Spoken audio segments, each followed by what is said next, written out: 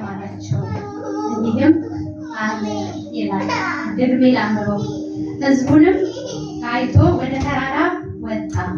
በተቀመጠም ጊዜ ደቀ መዛሙርቱ ወደ እርሱ ቀረቡ።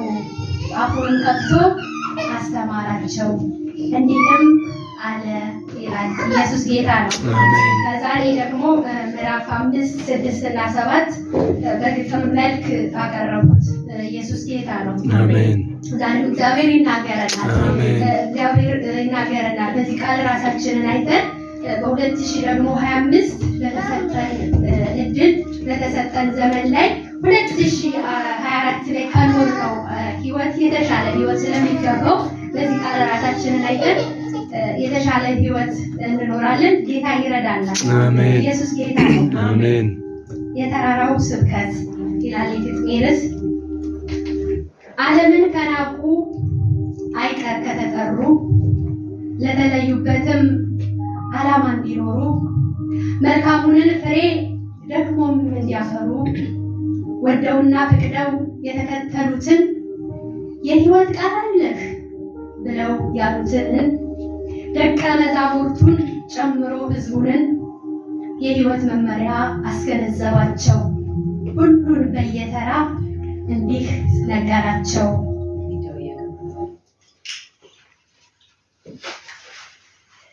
የሚያዝኑ ብፁዓን ናቸው ያገኛሉ መጽናት፣ የእነሱ ናትና መንግሥተ ሰማያት።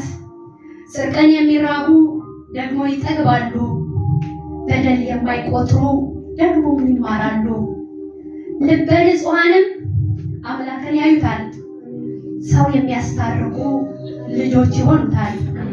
የዋህ መሆን ደግሞ ምድርን ያስወርሳል።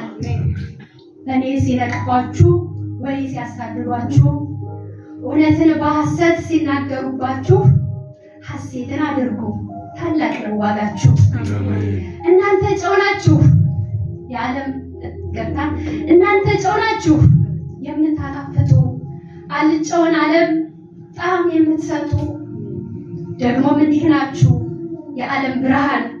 መብራትን ከዕንቅብ ስር እንዴት ያኖሩታል?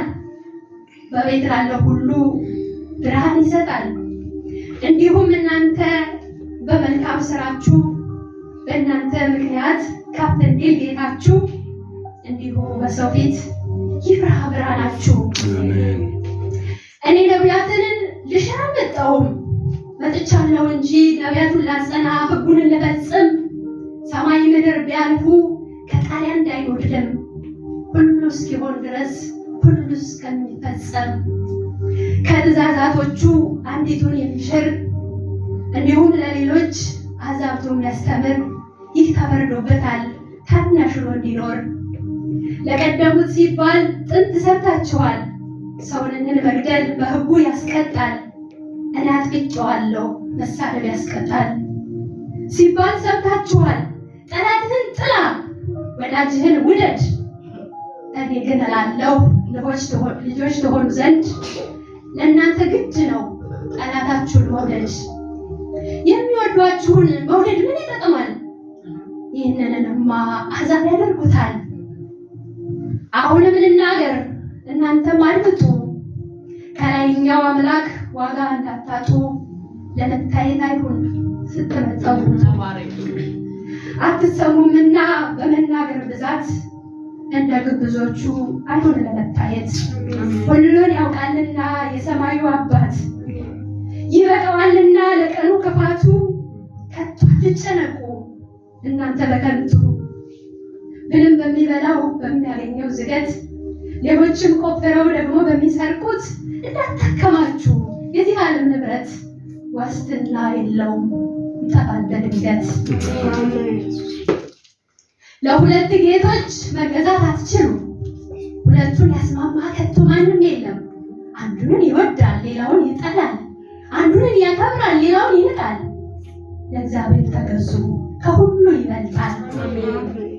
ብዙ አትጨነቁ ደግሞ በምትበሉት፣ ይህንንም ያውቃል የሰማዩ አባት። እናንተ አጥብቃችሁ ጽድቁን ፈልጉ፣ መንግስቱን ለመውረስ ወደሱ ተጠጉ። እናንተ ግን ግቡ ወደ ጠባቡ በር፣ እሱንም ውደዱት አለውና ክብር። ጌታ ጌታ እያለ የሚኖር በውሸት ብዙ ነገር ቢያደርግ በስሜ ታምራት ይህ መስፈርት አይደለም ለመቅረብ በአምላክ ፊት።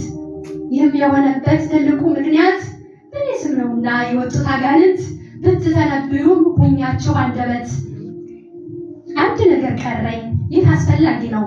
ቃልንም ሰምቶ የማይተገብረው በአሸዋ እንደሰራ እሱም እንደዛው ነው።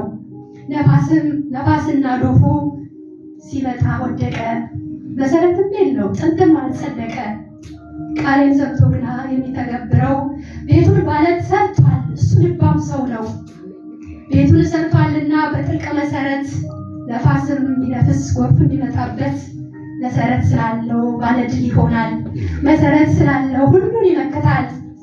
የሕይወትንም ሰልፍ እሱ ያሸንፋል። ይህንን በማለት ምዕራፉን ዘጋው። ትምህርቱንም ሰምተው በጣም ገረማቸው፣ እንደ ባለስልጣን ስላስተማራቸው። እኔም ጌታዬ ሆይ ባበዛኸው ምሕረት የሰጣኝ ሕይወት በጣር የወለድከኝ፣ ፍቅርህ ያባበለኝ፣ ጸጋ ሰው ያደረገኝ፣ የተራራው ስብከት ለእኔም የደረሰኝ፣ ድምፅህን የሰማው ደቀ መዝሙርህ ነኝ። አዎ ጌታዬ ሆይ ደቀ መዝሙርህ ነኝ። ድምፅህን የሰማው ደቀ መዝሙርህ ነኝ። የተራራው ስብከት ለእኔም የደረሰኝ፣ ካንተ የሰማሁት የተራራው ስብከት ዛሬ ይሰማኛል እኔ እንዳልኖርኩበት። ግን ቸሩ ጌታዬ ዛሬ እንደምረዳኝ ድምፅህን የሰማው ደቀ መዝሙርህ ነኝ። አዎ ድምፅህን የሰማው ደቀ መዝሙርህ ነኝ። ችኩል ተማሪህ ነኝ፣ የሌለኝ መሰረት፣ ቤቴ ያልታነጸ በተራራው ስብከት፣ ቃልዬ የምገኝ የተመዘንኩለት። እንደገና ስራኝ ቅድስና ልልበስ፣ የዛልኩበት ሁሉ በቃልህ ይታደስ፣ በጸጋህ ይታደስ። የልፋትህ ዋጋ የደምህ ውጤት ነኝ። ቀን ከጨመርክልኝ በክብርህ አኑረኝ። ድምፅህን የሰማው ደቀ መዝሙርህ ነኝ።